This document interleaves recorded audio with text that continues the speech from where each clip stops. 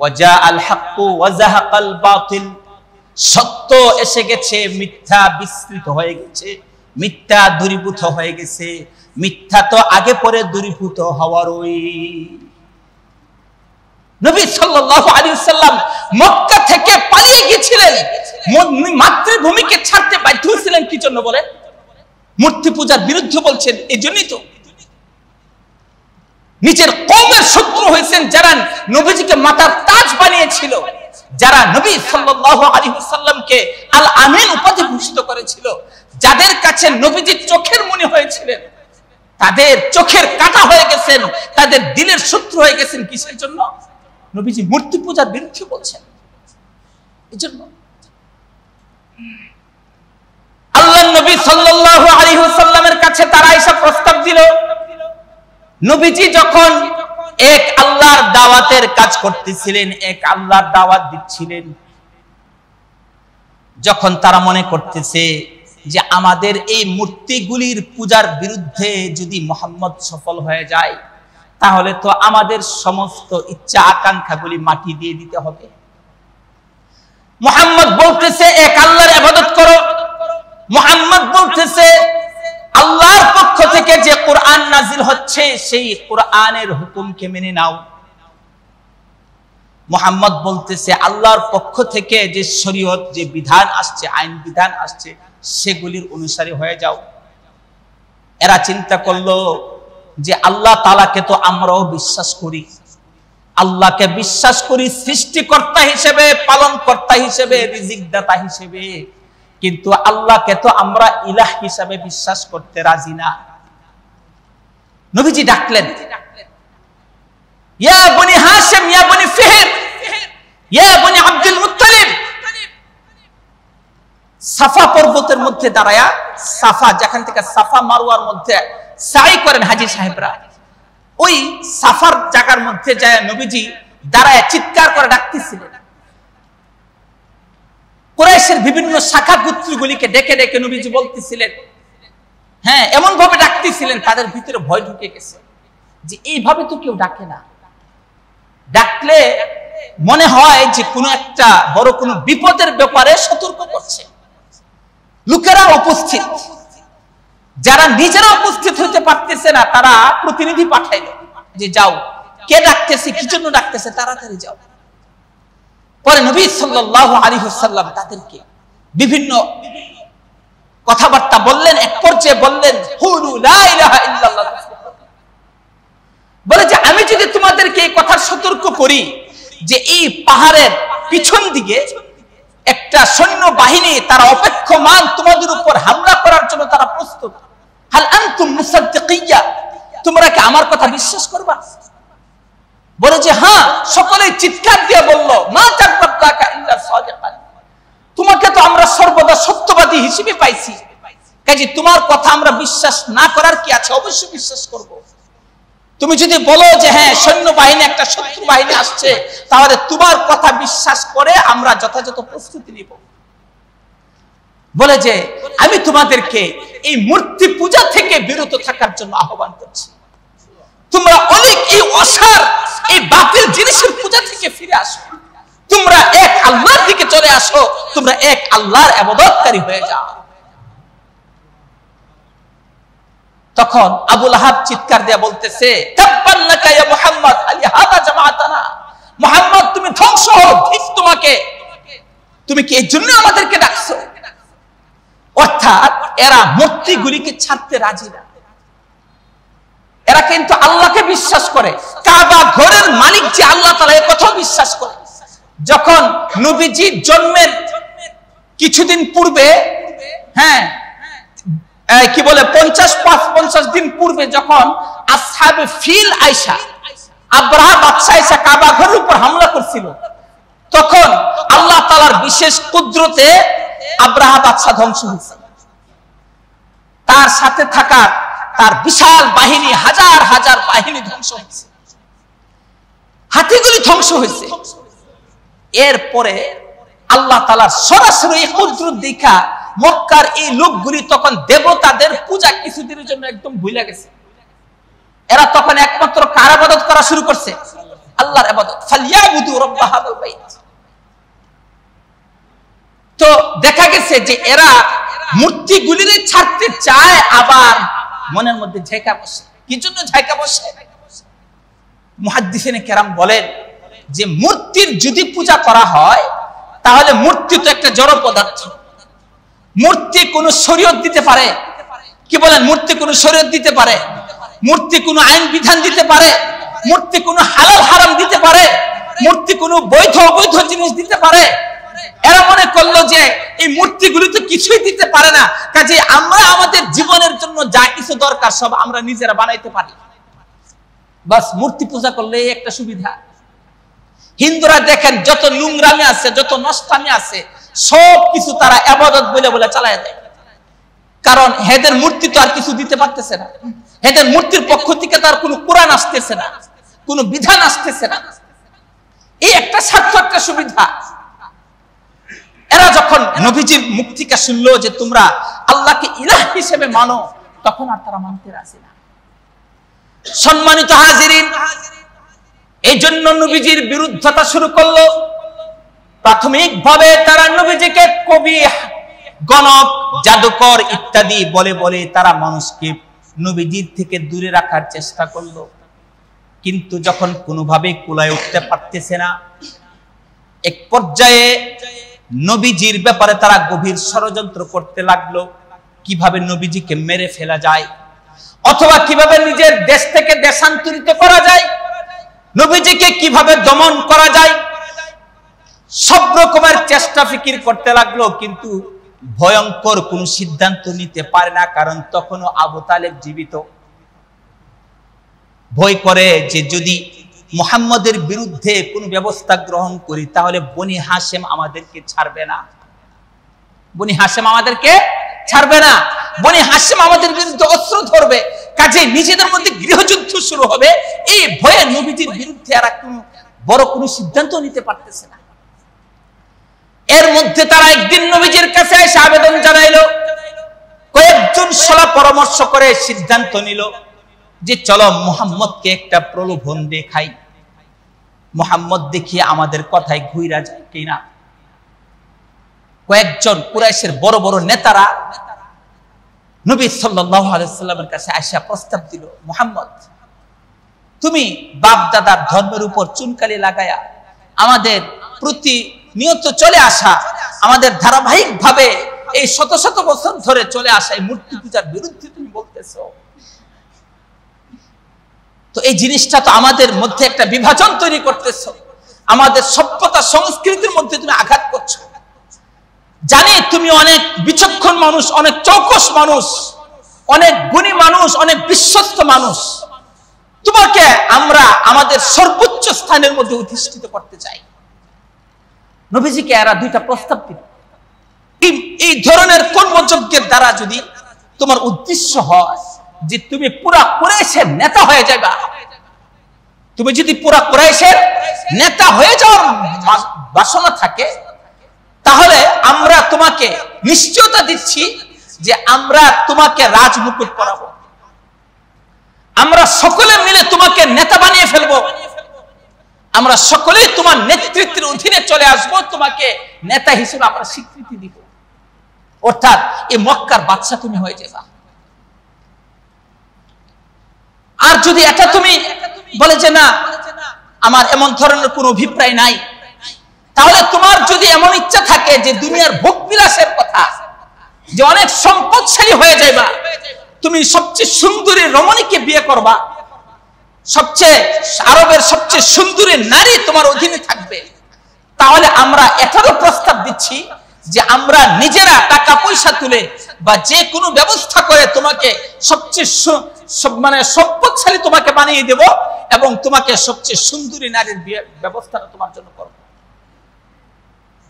আল্লাহ নবীর কাছে এই প্রস্তাব দিল। কুল ইয়া আইয়ুহাল কাফিরুন সূরা শানে নুজুলের মধ্যে এই ঘটনার কথা আসছে তাফসীরের কিতাবের মধ্যে। নবী সাল্লাল্লাহু আলাইহি ওয়াসাল্লাম চুপ থাকলেন। নবীজির মাথায় যেন আকাশ ভেঙে পড়তেছে। এরা আমাকে দুনিয়ার লোভী মনে করছে, এরা আমাকে দুনিয়ার স্বার্থ লোভী মনে করতেছে, এরা মনে করছে আমি বুঝি রাজ মুকুট পরার জন্য আমার এই মিশনকে আমি চালু করেছি। এরা মনে করছে আমি সুন্দরী নারীর প্রলোভনে আমি বুঝি কায়েত হয়ে যাব। এরা মনে করছে আমি অনেক সম্পদের লোভে বুঝি আমার এই মিশনকে শুরু করেছি। অথচ আমি তো সত্যের, মহাসত্যের আগুনকে আমি জ্বালিয়ে করেছি। আমি তো মহাসত্যের প্রদীপ মশাল নিয়ে আমি দুনিয়াবাসীর কাছে এসেছি।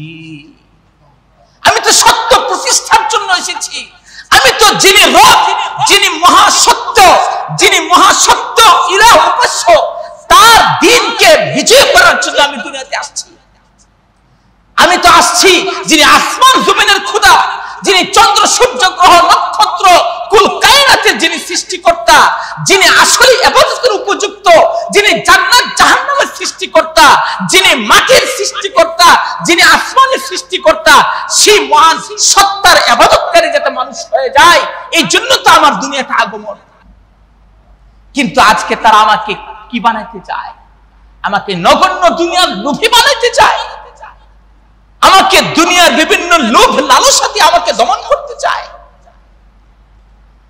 আল্লাহর পক্ষ থেকে তখন নবীজির উপর আয়াত নাযিল হয়ে গেল, কুল ইয়া আইয়ুহাল কাফিরুন লা আ'বুদু মা তা'বুদুন ওয়ালা আনতুম আবিদুনা মা আ'বুদ ওয়ালা আনা আবিদুম মা আবাদতুম ওয়ালা আনতুম আবিদুনা মা আ'বুদ লাকুম দীনুকুম ওয়ালিয়াদীন। হে নবী, আপনি বলে দিন, হে কাফের গোষ্ঠীরা, অবিশ্বাসীরা, তোমরা যে সমস্ত প্রতিমার পূজা করছো, আমরা সেগুলির পূজা অর্চনা করি না। আর আমি যে মহান সত্য ইলাহের ইবাদত করি, সেই ইলাহের ইবাদত তোমরা করো না। কারণ সেই ইলাহের সাথে তোমরা শরীক করো, অংশীদার স্থাপন করো। মনে রাখো, ভবিষ্যতেও তোমরা যে সমস্ত উপাস্যদের পূজা করো, সেগুলির ইবাদত আমি করব না। কোনদিন এই কথার কল্পনা করা যায় না। তাফসীরি কিতাবের মধ্যে আসছে, এরা নবীজির এই প্রস্তাব যে নবীজিকে দিল, নবীজি যখন সাথে সাথে এটা প্রত্যাখ্যান করলেন। আমরা তো সবাই জানি নবীজির জীবনের সময়গুলি এমন ভাবে গেছে, কয়েক মাস চলে গেছে, কয়েক চাঁদ চলে গেছে, নবীজির চুলার মধ্যে আগুন ধরে নাই। খেজুর আর পানি খায় খায় থাকছে, সামান্য শুকনা খাবার টাবার খায় খায় জীবন কাটছে। নবীজিকে যে এত বড় মহাসম্পদের প্রলোভন দেখাইলো, নবীজিকে যে এত বড় পদের প্রলোভন দেখাইলো, নবীজি কি সেটা গ্রহণ করেন নাই? যদি গ্রহণ করতেন তাহলে তো তিনি মক্কার বাদশা হয়ে যেতেন। এরপরে এরা নবীজিকে এই প্রস্তাব দিল, আচ্ছা যদি তুমি তোমার এই কথার উপর যদি অটল অবিচল থাকতে চাও, তাহলে আমরা তোমাকে প্রস্তাব দিচ্ছি যে তুমি 1 বছর আমাদের প্রতিমাদের পূজা করবা, আমরাও তোমার সাথে এই মূর্তি এবং প্রতিমার পূজা করব। আর 1 বছর পরবর্তী 1 বছর তুমি এবং আমরা সকলে মিলে আল্লাহর পূজা করব। অর্থাৎ একটা বৈষম্যহীন, ভারসাম্যপূর্ণ প্রস্তাব। নবীজিকে এরা প্রস্তাব দিল যে 1 বছর মূর্তির পূজা করবা আর 1 বছর খোদার পূজা করবা, আমরাও তোমার সাথে শুধু খোদার পূজা করব। তো আল্লাহ তাআলা এই ঘোষণা দিয়ে দিলেন, ওয়ালা আনতুম আবিদুনা মা আ'বুদ। ভবিষ্যতের ব্যাপারে এই কথার কোনো তোমাদেরকে আমি আশ্বাস দিতে পারছি না। কোশ্চেন কালে তো সম্ভব নয় যে আমি তোমাদের মূর্তির পূজা করব, তোমাদের প্রতিমার পূজা করব। প্রতিমার পূজা করে সেটার মাধ্যমে আল্লাহর সন্তুষ্টি অর্জন হয়, সেই কল্পনা কোনো ইমানদার ব্যক্তি করতে পারে না। ডক্টর আব্দুল্লাহ মোহাম্মদ জাহাঙ্গীর রহমতুল্লাহ আলাইহি বাংলাদেশের অনেক বিশিষ্ট বড় আলেম ছিলেন।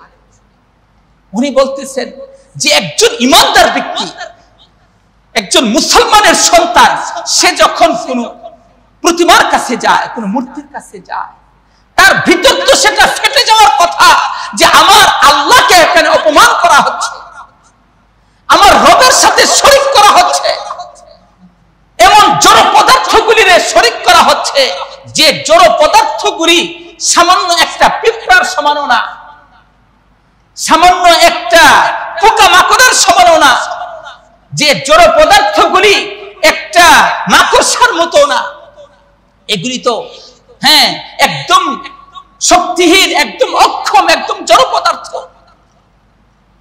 আল্লাহ তাআলা দৃষ্টান্ত দিয়ে যে বুঝাইতেছেন যে এদের সামনে যে খাবার দাবার রাখা হয়, এদের সামনে যা কিছু রাখা হয়, সেবায়েত হিসেবে যা কিছু দেওয়া হয়, এরা তো এই খাদ্য দ্রব্যগুলি, এই মিষ্টি, কি বলে, এই বিভিন্ন খাদ্য দ্রব্য, এইগুলি যদি এদের কাছে 6 মাস 1 বছর পরে থাকে, মূর্তিরা এখান থেকে কিছু ধরার ক্ষমতা আছে?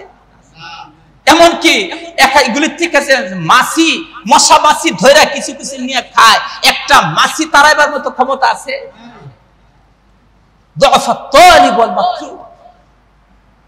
তো সেখানে যিনি আসমান জমিনের সৃষ্টিকর্তা, যিনি কুল কায়নাতের সৃষ্টিকর্তা, সে মহান আল্লাহর সাথে তারা কিভাবে শরীকটা করে?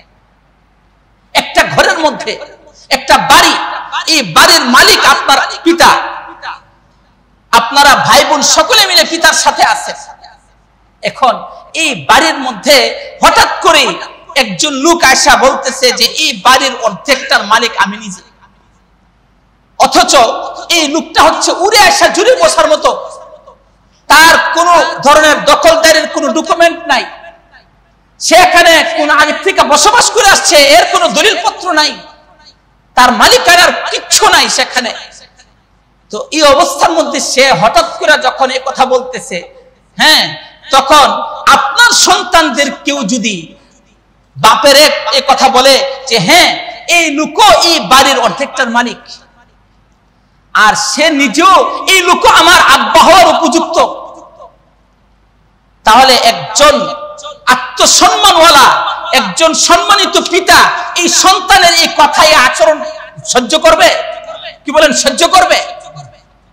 আরে সে তো এটার না মালিকানার কিছু তার ডকুমেন্ট আছে, না সে এখানে বসবাস করে আসছে। আল্লাহ তাআলা সারা দুনিয়ার সৃষ্টিকর্তা, পালনকর্তা, রিজিকদাতা।